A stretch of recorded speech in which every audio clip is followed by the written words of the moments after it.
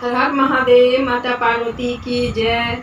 सबसे पहले अपने गुरुदेव के चरणों में प्रणाम करती हूँ, माता गौरा के चरणों में प्रणाम करती हूँ और सभी देवी देवताओं के चरणों में प्रणाम करती हूँ। मेरा प्रणाम स्वीकार हो। जितना भी यूट्यूब फैमिली है उन लोगों को भी चरणों में प्रणाम करती हूँ, मेरा प्रणाम स्वीकार हो। गुरु भाई बहन सब चर्चा बहुत अच्छा है, शुरू से अंत तक सुनिएगा। एक पत्नी का विश्वास कभी भगवान शिव नहीं तोड़ सकते हैं। एक पत्नी का विश्वास कभी भगवान शिव नहीं तोड़ सकते हैं। पति को के लिए जैसे बोलिए वैसे भगवान तैयार हुए हैं, वैसे वैसे किए हैं। आज इसी के एक बच्ची के गरीब घर के बेटी का कहानी है। कहानी शुरू से अंत तक सुनिएगा। अच्छा लगे तो लाइक और शेयर जरूर करिएगा। कमेंट बॉक्स में हर हर महादेव जरूर लिखिएगा। एक गांव में एक गरीब किसान थे। उनका ज़्यादा कुछ नहीं था। उनका एक बेटी थी जो उसका बेटी छोटे से शिव भक्त थी। शिव की महिमा बहुत करती थी, मंदिर जाती थी, पूजा करती थी, चर्चा में जाती थी, मतलब शिव शिष्या बन गई थी। किसी की बात नहीं सुनती थी, भगवान पर लीन रहती थी। वो रात दिन भगवान गुरुदेव के ध्यान में रहती थी। इतना पूजा पाठ करती थी कि माँ भी उसको थक जाती थी बोल बोल के कि बेटी तुम इतना काहे करती है, हम लोग इतना बड़ा आदमी नहीं है, ये सब करने से क्या होगा बेटी, हम लोग गरीब घर के हैं, हम लोग खटने खाने का हम लोग यही हम लोग को है, काम करो और खाओ। ऐसा करेगी तो कैसा घर जाएगी, कैसा घर विवाह होगा तेरा, ये सब कर पाएगी नहीं, क्या करेगी, तब आगे चल के तुमको दिक्कत होगा बेटी, तो सब छोड़ो। पर माँ के बात थोड़ा सा भी वो नहीं सुनती थी। वो बोलती थी माँ भगवान सब कुछ ठीक कर देंगे, तुम थोड़ा सा भी मेरा प्रति दुखी मत हो माँ, भगवान सब कुछ ठीक कर देंगे, गुरुदेव बहुत भोले हैं। माँ को वो छोटे से समझा देती थी। जो भी माँ कहती थी वो छोटी से बच्ची माँ को उसी टाइम समझा देती थी, बोल देती थी। उसका घर से रिश्ता जब आता था, गुरु भाई भाम साहब, बहुत गरीब गरीब घर से रिश्ता आता था, बहुत गरीब घर से। माँ बहुत उसका प्रति चिंतित रहती थी कि मेरी बेटी इतना ऐसे रहती है, इतना पूजा पाठ करती है और उतना गरीब घर के रिश्ता आता है, तो मेरी बेटी ये सब कैसे करेगी, कैसे हो पाएगा, सोचती थी और चिंता में रहती थी। और बेटी समझाती थी अपनी माँ को कि माँ तुम इतना टेंशन क्यों लेती है, माँ तुम इतना क्यों दुखी होती है, मेरा जो नसीब में है माँ वही होगा, जो मेरा नसीब में लिखा हुआ है माँ वही होगा। देखिए माँ को समझा रही थी कि माता सीता जो उनका नसीब में क्या लिखा था, कोई जान रहा था, जनक महाराज जान रहे थे मेरी बेटी को ऐसा होगा। वो तो अपना बेटी के लिए अच्छे सोच रहे थे ना, अच्छे के लिए स्वयंवर रखे थे ना कि मेरी बेटी अच्छा घर जाएगी और सुखी से रहेगी रानी बोल के। पर उसका बेटी की किस्मत में क्या लिखा था कौन जान रहा था। तो इसी तरह से माँ तुमको जन्म दी है, कर्म नहीं दी है माँ, मेरा जो कर्म में है वो मेरा होगा, जो भी होगा भगवान के लिए अच्छे ही होगा माँ, तुम इतना चिंतित मत रहो। अपनी माँ को बार बार समझाती थी। इस तरह से उसका बात चल रहा था शादी विवाह के लिए। तो माँ बाप सोच ही रहे थे कि अब लोग धीरे धीरे हम लोग को बेटी बड़ी हो गई है, अब तो शादी विवाह के लिए हम लोग सोचेंगे। और रिश्ता आ भी रहा था, तो गरीब घर का आ रहा था। तो गुरु भाई बहन सब एक दिन एक राजा पहुंच गया उसका दरवाजे पर। किसी ने बोला कि एक लड़की है उसका घर में, है तो गरीब पर लड़की बहुत स्वभाव में अच्छी है, बहुत धार्मिक में है, बहुत भगवान शिव को पूजा करती है, उसका संस्कार बहुत अच्छा है। राजा किसी के मुंह से राजा सुने बात, और राजा बात करते करते पहुंच गए उनका दरवाजा। अब वो लड़की के पिताजी को और माँ को बोले कि देखिए आपके घर में एक लड़की है, हम बहुत बड़ा राजा हैं और हम अपना बेटा को शादी करने चाह रहे हैं। तो सुनने को मिला है कि आपको घर में एक बहुत सुंदर सी बेटी है, तो बेटी को आप शादी करिएगा। तो वो किसान बोलते हैं कि देखिए राजा साहब, आप इतना बड़े राजा हैं और हम एक गरीब किसान हैं, हम आपको घर हम बेटी कैसे दे पाएंगे, हम लोगों को जोड़ी नहीं लग रहा है। उसका पिताजी भी सोचे कि इतना बड़ा राजा हम लोग का रिश्ता जोड़ने आया है तो कैसे हो पाएगा, क्या मांगेगा क्या नहीं, हम लोग दे तो नहीं पाएंगे ना। तो सोच रहे थे तो भगवान का लिखा हुआ, विधाता का लिखा हुआ कौन टाल सकता है। भगवान कैसे कैसे खेल करते हैं, खेलते हैं गुरु भाई बहन सब, कोई नहीं जान सकता है कब किधर नया घुमा देते हैं। इस तरह से जब आया राजा बोलने लगा कि नहीं नहीं हमको शादी करना है आपकी बेटी से। सुन के आपको बेटी के बहुत अच्छी है भी और उसका संस्कार भी बहुत अच्छा दिए हैं, सुन रहे हैं तो हमको उस संस्कार ये लड़की हम लोग को चाहिए। नहीं जान रहा था कि राजा घर का बेटा है तो कैसा है नहीं है। वो तो सोचे एक राजा घर का बेटा है तो ऐसे तैसे तो नहीं होगा, वो बहुत अच्छा होगा, देखने में भी अच्छा स्मार्ट होगा, कपड़ा भी उतना ही अच्छा पहनता होगा। तैयार हो गया उसका माँ बाप। जब तैयार हो गया और राजा आया अपना बेटा के लेके और ढेर सारा सामान दिया, जो राजा तो राजा होता है, अपना इच्छा भर अपना बहू को बढ़िया से सामान उमान दे के सजा उजा के और अपना घर ले गया राजा। ये लड़की के माँ बाप को पता नहीं था कि राजा घर का बेटा तो है पर कैसा है, क्या करती।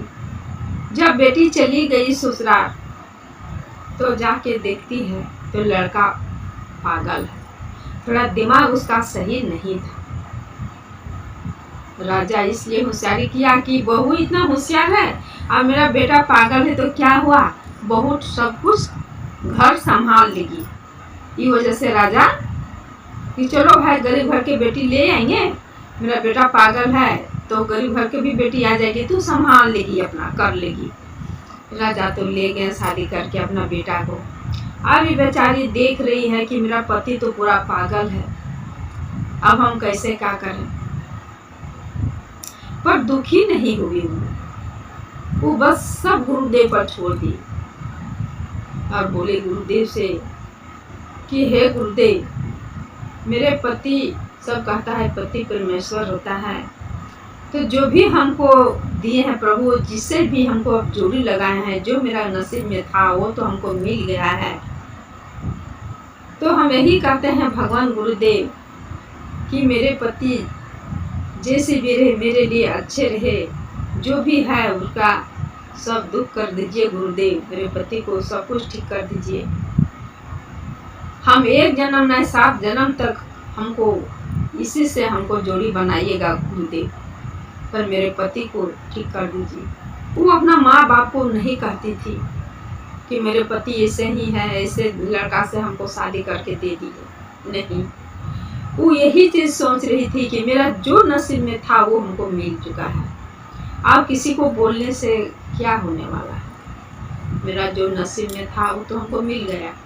तो भगवान तो शिष्य थी ही, वो सुबह शाम जाती थी भगवान के मंदिर, पूजा करती थी, दया मांगती थी अपना पति के लिए।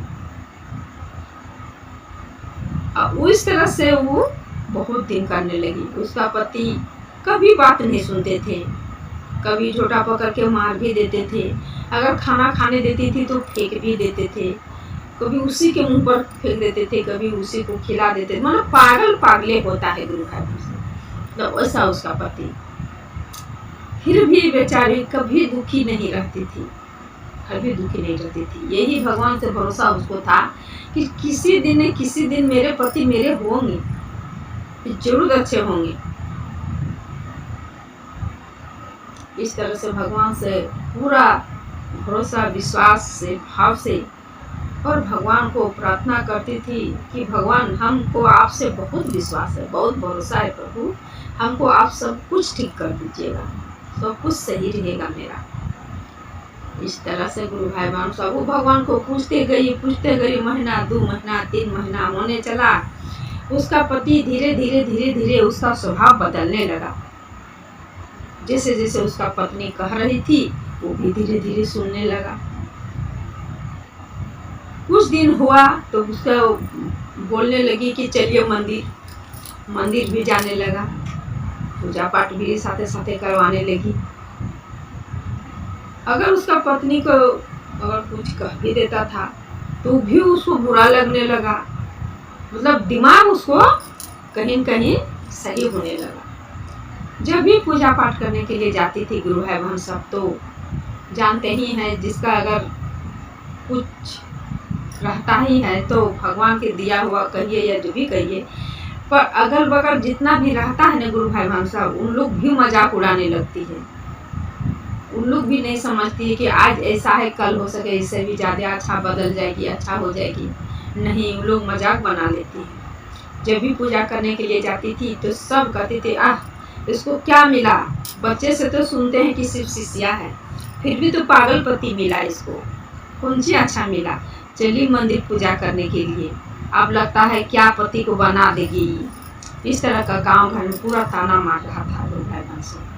सब बात वो कान में सुनती थी, कुछ किसी को बोलने नहीं जाती थी। जितना आप लोग को बोलना है बोलिए, जो मेरा है वो आप लोग बोल रहे हैं बोलिए, जितना किसी को बोलना है बोलिए, बस हम आंचल फैला के सिर्फ सुनते हैं। वो बेचारी सुनती थी, किसी को कुछ नहीं बोलती थी। लेकिन कुछ दिन बीते बीते उसका पति को लगने लगा कि सब मेरी पत्नी को इससे मजाक क्यों उड़ाता है, काहे बोलता है। उसको हर बात समझ में आने लगा। जो इंसान पागल लॉजिक जैसा था, वो इंसान उसको बुरा लग रहा है बात सुन के, कोई अगर मजाक कर रहा है तो बुरा लगने लगा और कहने लगा काहे आप लोग ऐसा बोलिएगा, ये मेरी पत्नी है, काहे आप बोलिएगा। इतना उसका दिमाग हिल गया। धीरे धीरे धीरे धीरे अच्छा से जब समझदारी होने लगा तो वो राजा को भी आश्चर्य लगा कि वो जब से ये आई है हम लोग के घर, ये 3-4 महीना के अंदर मेरा बेटा इतना सुधार हो गया है, इतना अच्छा हो गया है।